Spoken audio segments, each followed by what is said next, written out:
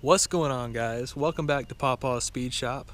Blaine and I are going to start a new series for you guys called From the Stable. It's just going to be a quick little overview of each one of our cars' creation that rolls and has a motor and drinks gas that's in our possession. So today, to kick off this From the Stable series, we have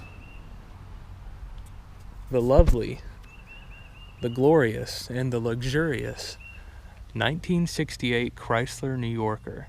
Let's talk a little bit about what this car is. Enthusiasts will know that it's a Chrysler C-body. Back in '68, this would have been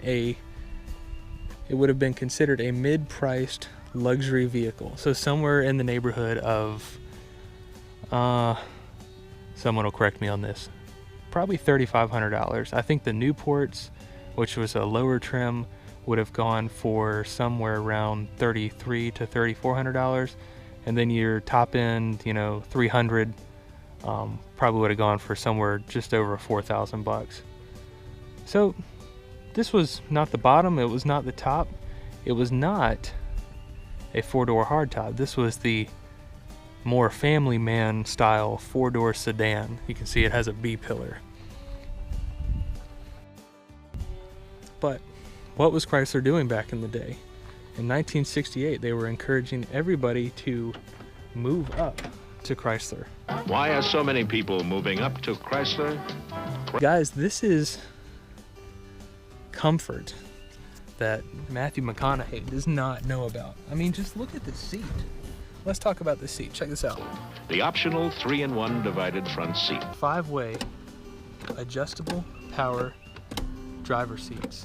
Yes, it still works. Power windows, 3 of which work. Air conditioning, standard on this car or any Chrysler C-body for 1968. Currently, it does not work. An ashtray for all of your smoking needs. Cigarette lighters, 2 ashtrays, and a place to keep your coins. I mean, look at this, guys. This is nuts. And also, let's talk about this. So I want to get in the back of my Chrysler New Yorker, and I want to take a road trip. But I'd have no amenities in a 2018 frame of mind. You'd be wrong. Check this out. I have a working cigarette lighter back here. In fact, there's not one, there's 2 cigarette lighters back here. Let's talk about this for a minute. I could sit back here in 2018, take a road trip, and I'd have a place to charge my mobile phone. I don't have a way to do that in my dad's 2002 BMW 325. I guess they just don't make them like they used to, huh? A minute. So there's some of the interior luxuries found on the New Yorker. Talk about what's under the hood. Behold, the legendary Chrysler Big Block 440. So this would have been the base 440 that the C-bodies came with. I think, correct me if I'm wrong, that all the New Yorkers and the 300s came with a 440. This was a base 440, meaning it was not the TNT package. This thing was rated at 350 horsepower, give or take some, with a single snorkel air intake and a single exhaust. I think the TNT package, which I don't think was available on the station wagons, would have consisted of a dual snorkel style air cleaner and dual exhaust, and it was rated at 375 horsepower. If plenty to spin the tires, if it weren't for the 276 gears and the Sure grip. Yes, these cars were primarily targeted at the American family man, businessman, what have you, for cruising down the road. You can comfortably find yourself at 80 miles an hour and spinning just over 2,000 RPM in this car. What else? Oh, the trunk. Now, anybody who's got an old car has an uncle who remembers what the good old days were in the domestic car market. And that particular uncle, you know who I'm talking about. You have that person in your family who talks about how big car trunks were. Man, you could fit 5-6 bodies back there and the shovels. I've been checking car trunks for your corpse. Well, it's no different back here. Now, excuse the mess, because we have all of our spare parts, which include the original hubcaps from this car. Very valuable. You don't see those around, man. You just don't. Our AC condenser, which we took off. We'll talk about that in a minute. And, you know, our speaker box, carpet, Newport dashboards, other bits and pieces, an original 15-inch spare, B-pillar cover from a Newport, you know, all the basic stuff you need. And, might I add, no rust holes either. Let's just say it this way. If Matthew McConaughey had been given a Chrysler instead of a Lincoln, he never would have gone back. And I'm pretty sure he'd be sitting back in one of these things and going, all right, all right. All right. Let's talk about this particular Chrysler. This particular Chrysler belonged to my late grandfather. It was bought by him, I'm not really sure how long ago. I think he owned the car for as long as I can remember. It was in the barn. When he passed away, it became something that we became interested in keeping, not only because it's a cool car, but, you know, it's something that we could polish on and keep in good shape and not let, you know, sink into the barn floor.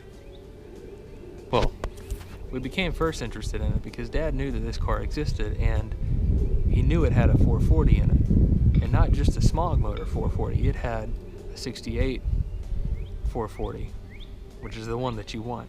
So back before we really knew what this car, what kind of shape it was in, he proposed to us that we just go up there, get the car, take the motor out and throw the car away, because this is upstate New York we're talking about. And any of you guys know that cars on that side of the line pretty much don't exist anymore.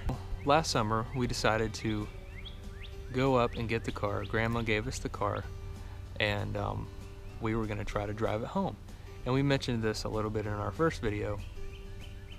And so we, you know, got together what we thought we needed, you know, typical stuff that we need, you know, plug wires, points, condenser, you know, the whole shebang that you need to get any carbureted car running, brake cylinders, that kind of thing.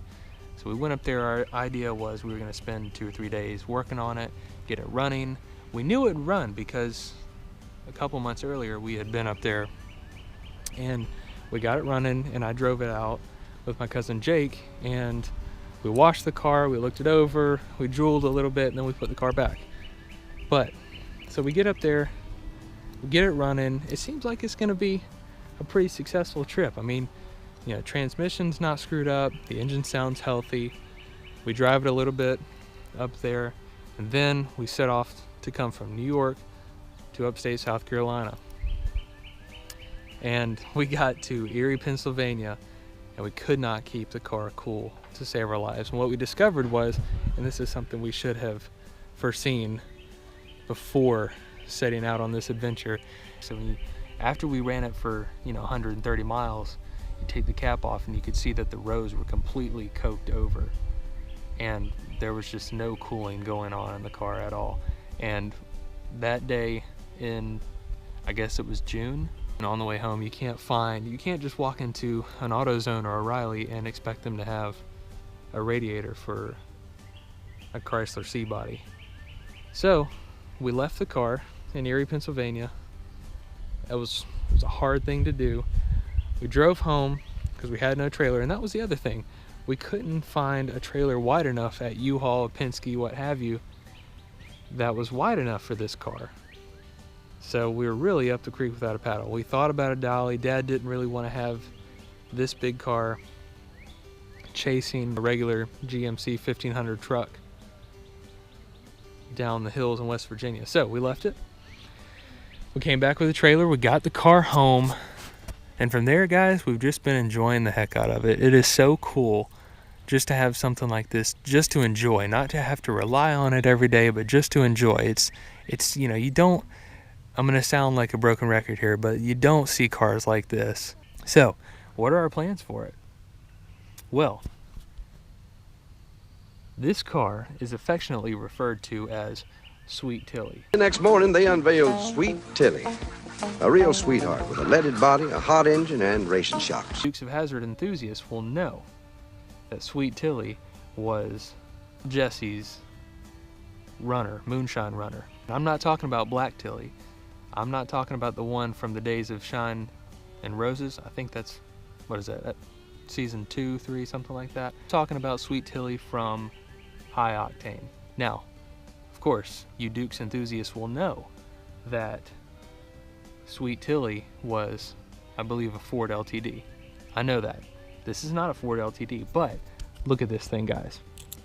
Does it not look like a runner to you? My goal for this thing is just to kind of turn it into a sleeper and not be crazy performance oriented, but I'd love to turn this thing into something that looks like it could have been on the Dukes of Hazzard, as evident by our lovely period correct wisp antenna, and as you may have seen earlier, our Sears Road Talker 40 with faux wood.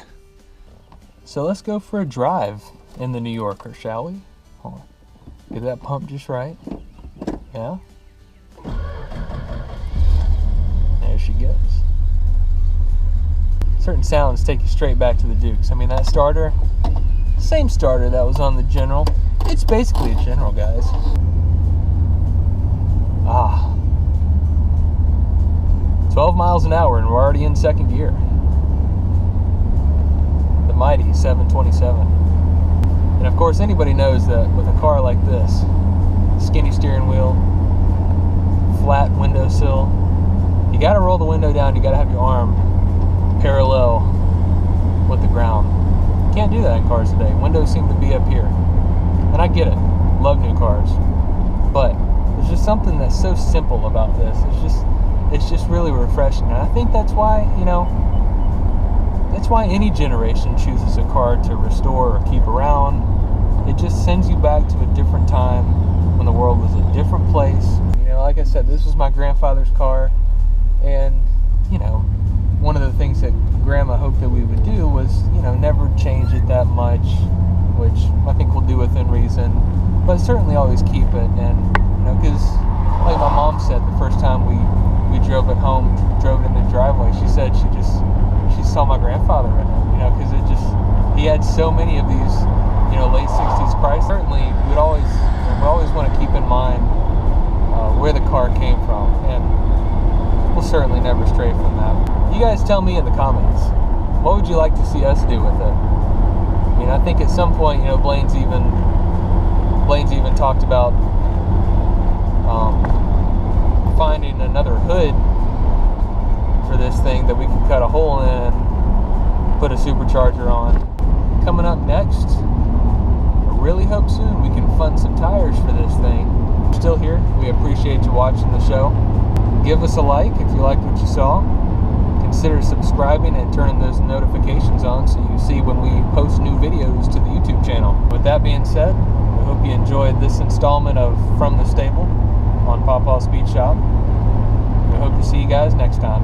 Breaker 19 might be crazy, but I ain't dumb. Crazy Scooter coming at you. Y'all got your ears on? Just a good old boy. Never meaning no harm. Channel my inner McConaughey. I've been driving a Chrysler long before anybody paid me to do it.